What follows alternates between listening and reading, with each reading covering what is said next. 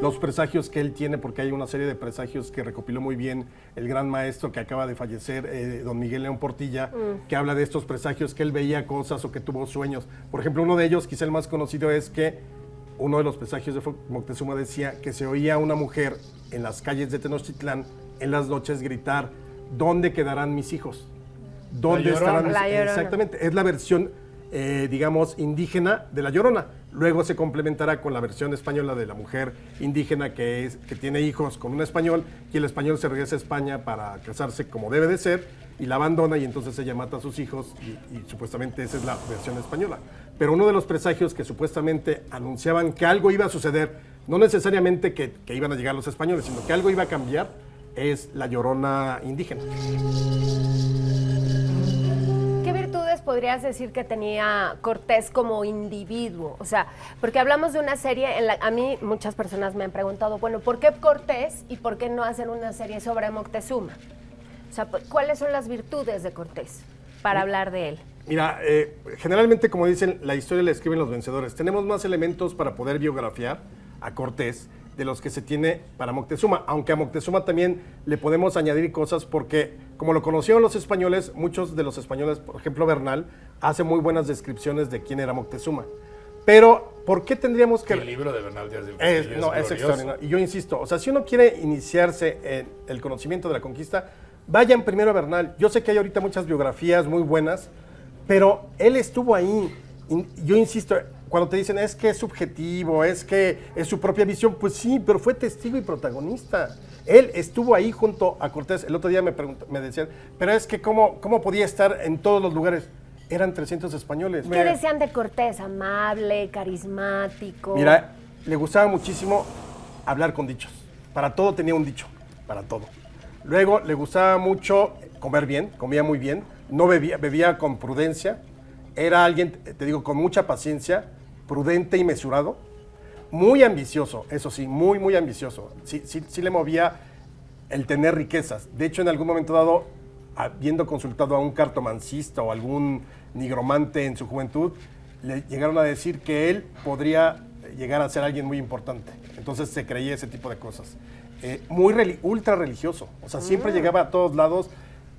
Cortés en un momento dado sí asume que la conquista es un asunto de Dios. O sea, que ellos tienen la misión, así como había sucedido con la reconquista de la península ibérica de manos de los árabes, Cortés cree claramente que tiene una misión religiosa.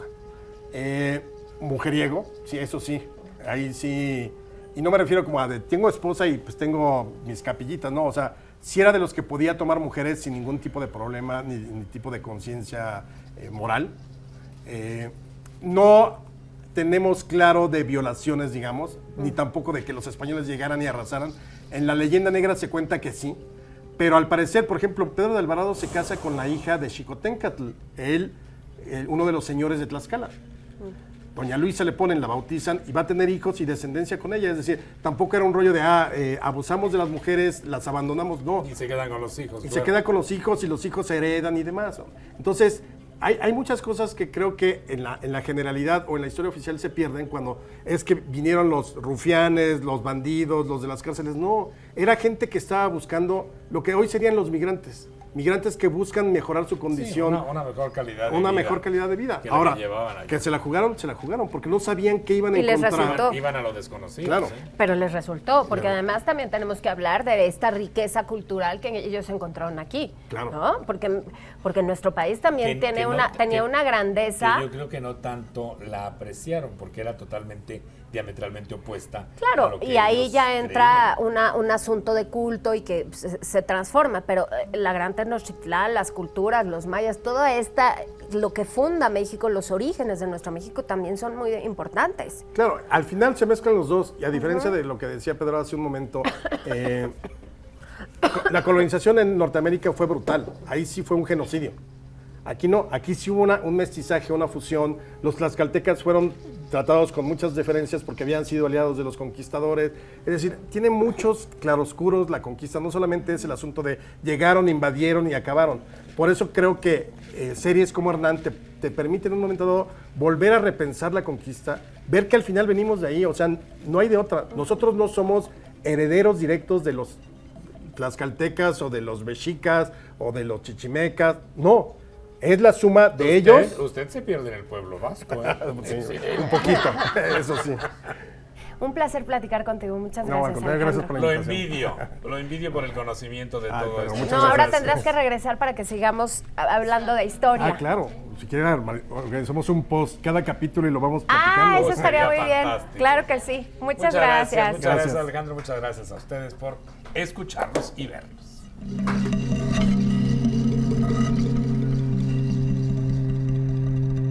¿Listos? ¡Listísimos, Pati! ¿Y ustedes ya están listos para suscribirse a nuestra página de YouTube? ¿Qué esperan? Denle click. Va a ver todos los programas de Ventaneando completitos. Así es, las notas del día, contenido exclusivo. Solo aquí, en Ventaneando. ¡Los esperamos allí!